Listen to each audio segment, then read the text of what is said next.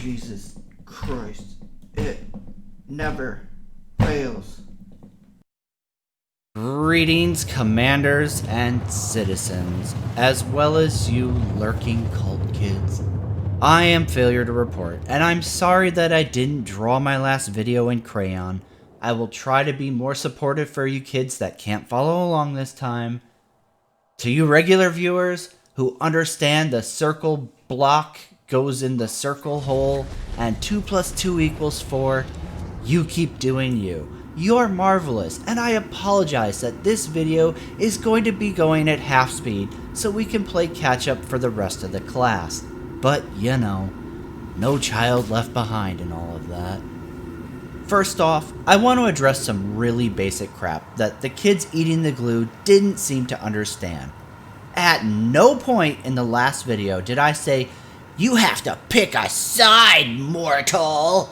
You don't. Guess what, you big stupid? I own both games. If anything, my play chart between the two looks like this. There, I drew it in kitty crayon for you, so you can at least be informed when you say stupid things like, "This elite fanboy says mean things about my dream." Second, I literally made a point of saying, these trailers out of Frontier development are never meant to be in-depth reveals. Hell, I even played one of many other reveal trailers to illustrate the point, because I thought that was going to be overkill to get the point across, but clearly not. We have no idea what exactly Odyssey is going to entail besides Frontier adding first-person space legs to the game. And while I could make an entire video series speculating on things they could add for FPS gameplay, I specifically said, temper your hype, Commander. So, I literally left it at, they're adding space legs. I didn't make believe content that I think they could create thanks to having space legs in this expansion. You know, like you guys do with every single promise, totally happening someday feature that CIG promises for Star Citizen. To the second point of order. Now, I know I don't put out a whole lot of videos, much less trying to make the weekly mark of 4 videos so I can shill Star Citizen, the dream, oh, how brave Chris Roberts is. Like, you know, some of those content creators you're probably simping for. So maybe you're not really used to hearing critical thinking or criticism. With that in mind, I'm going to try to put some big boy thoughts in your brain pan. If you were one of the dum-dums in the comments saying, "It's not fair, you're comparing a release game to an alpha," you should take a moment to think about that. Elite stopped hiding behind the beta shield and went with a live release. That doesn't make it a finished game. Hey look, they're adding space legs. You know what? That's one of those things they promised from Kickstarter, isn't it? It's almost like they aren't using alpha to hide behind how fucked their game is as they keep adding more and more content to it. Huh. So your argument is, you can talk shit about whatever you want with Elite Dangerous because David Braben was a big boy and stepped up to criticism by calling Elite a released game, even though it's a game that's still being developed and added onto. But Star Citizen, whoa, hold up there. That can't be criticized or compared to anything because its community keeps calling it alpha. I mean, I know for a fact that there's a certain Star Citizen backer who knows firsthand that CIG's legal team disagrees with you guys about calling Star Citizen not released. But, you know, that aside, the only difference in that scenario is Star Citizen has figured out that hiding behind the word alpha allows them to give the Cult Boy subgroup of backers the ability to fight on every article, post, and video on the internet by saying, "You can't say bad things, it's alpha."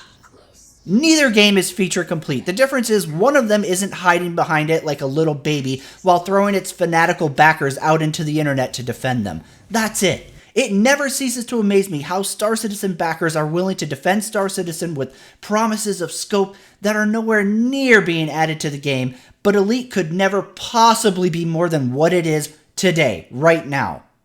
It's truly amazing, kids. Keep eating the chalk.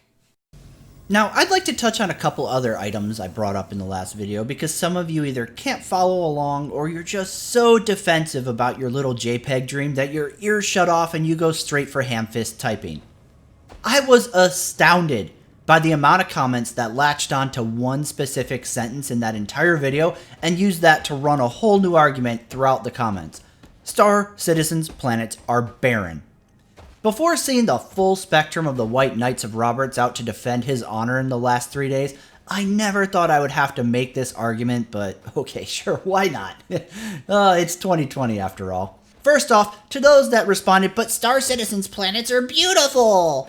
Sure, a couple of them are. I never at any point said Elite's planets are prettier than Star Citizen's. In fact, I even made a snide remark about how you're probably flooding the subreddit nonstop with screenshots every day because that's what Star Citizen's real meta is. Taking pretty screenies to hype the dream of content that's still half a decade away.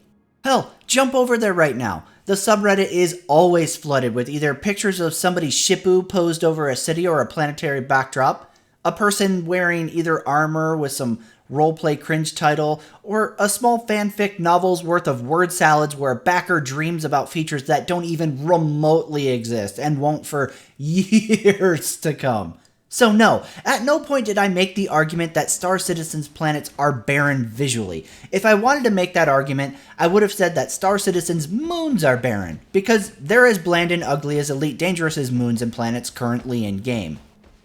The point I was making, and I apologize for not drawing it in crayon, is that Elite Dangerous right now, pre-Odyssey expansion, which will be much more focused on first-person interactions and gameplay on planets, still has way more content because they use procedural generation on all of their planets to populate everything from search and rescue missions, criminal outposts, down ships, and so on, where the very little planet-side content in Star Citizen is all 100% developer placed. So if you aren't connecting the dots, I'll help trace you there. When Odyssey comes out, that means we won't have to wait 8 months for Frontier to place a new bunker mission on Planet X. When Odyssey comes out, they will have billions of planets that can be populated with content for first-person gameplay. And I'm going to go ahead and head off some of you kids since I know your wee little brains are already making the jump. Yeah, it probably will be a dozen variations of the same missions. That doesn't make it a bad thing by itself because guess what? Literally everything in Star Citizen is a variation of the same 4 things. Raid a bunker. Get a box from the planet. Wear down your mouse scroll wheel in a cave mining. Oh, and you can get out of prison now. Is that 4? I was kind of worried that we wouldn't even be able to have that many. Pulling 4 out of my ass might have been a bad number. And slightly ambitious, but I think we hit 4. So, when you sit there and go, oh, herder, elite missions are super basic, you can only do this and that, you should probably take a measure of self-awareness and realize that any criticism you make towards Elite on playing the same loops over and over absolutely applies to Star Citizen times 20. That was my point in the last video. Not that one is better than the other across the board. It doesn't work like that. The only reason I even bothered to bring up the comparison of Star Citizen and Elite Dangerous is because in the 6 hours after I woke up and saw the announcement trailer in the middle of the day to when that video was published, I saw endless citizen fanatics trying to shit-talk Elite by saying that Space Legs didn't matter because Elite has no content, or its planet-side gameplay was empty. It isn't. Is it flooded with things to do? Absolutely not. But adding Space Legs to Elite opens up a ton of new options for Frontier, as well as the players who try to create their own fun in that sandbox. Star Citizen really is something special in the gaming universe. Not because they are doing something that's never been done before, or whatever other silly crap might have been indoctrinated into the narrative, but because it's such an enormous source of hypocrisy in the gaming world. I make fun of the crap Star Citizen fans have been saying about Elite, and they come out of the damn woodwork to tell the world that Star Citizen actually has tons of content, while unironically saying Elite doesn't. Or they sit there spewing their heart out about how Elite is such a crappy game because they don't tag alpha on their project like Star Citizen does. Microtransactions? Those are terrible! Let's string up every publisher that does them! Oh, but they're fine if CIG does them. Predatory marketing made to push players into buying the new shiny? Evil! Oh, but if CIG is doing it, it's because they're funding the dream, so that's fine, obviously. It just blows my mind because I don't even have a problem with a lot of the bullshit CIG does. I have a problem with the way people pretend it isn't what it clearly is. where they want to burn down Electronic Arts for something CIG copies, but because backers, for some insane reason, still think CIG is this little indie dev fighting the good fight, it's somehow okay. Nobody. They're a company, and they're constantly finding new ways to get more money. They aren't your friend. They aren't doing this for you. I'd even defend the pay-to-win crap in Star Citizen if they owned it. But you have Chris revolutionizing this new concept in the industry that things can't be pay-to-win because there's no win condition. Checkmate, fudster. Okay. So, I'm sure all of you who parrot that now, anytime pay-to-win is brought up in Star Citizen, all have gone back and edited all of your outrage across Reddit, Twitter, and every other social media platform screaming baby murder pay-to-win to every other game, right? Because there's no win condition, right? Hey, if I get dumpstered by somebody in Battlefront 2, I just need to grind more and unlock the star cards, right? It's not pay-to-win, it's pay-to-skip. As long as I'm still having fun, I'm still winning. Just because they killed me doesn't mean I can't queue up into a new match, right? So, there's no real win condition. See how fucking absurd that argument sounds yet? Further, to the kids who saw the last video and had a meltdown and couldn't come up with anything better than elite fanboy says mean things about my dream. Let's put down some context, since you're clearly lagging behind the rest of the class. I backed Star Citizen in 2013. I put nearly $10,000 into the project, did thousands in shipped giveaways when I was still a full-on believer because I wanted to support both the project and help those who couldn't afford to get better ships or missed out on lifetime insurance. Even after Chris and CIG lied out of their fucking teeth about the progress of Star Citizen 3.0 for over 2 years, and lied about the progress of Squadron 42 since 2015, I still maintain that I like the combat and flight model in Star Citizen way more than Elite. In fact, those two things are probably the two biggest reasons why I don't play Elite regularly. I've further constantly said that there are many things in Star Citizen that they do better than Elite. You know what the difference between me and you is, Mr. Cult Boy? I can hear someone say mean things about Star Citizen and go, yeah, big true.